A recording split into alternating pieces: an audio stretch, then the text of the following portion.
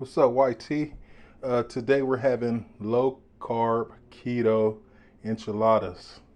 So here's the asada meat with some low carb burrito shells.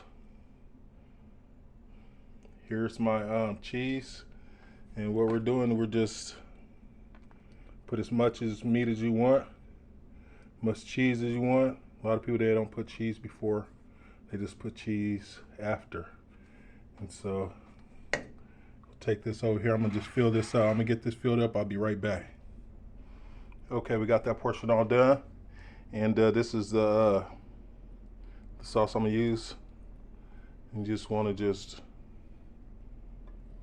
see, spread it on around,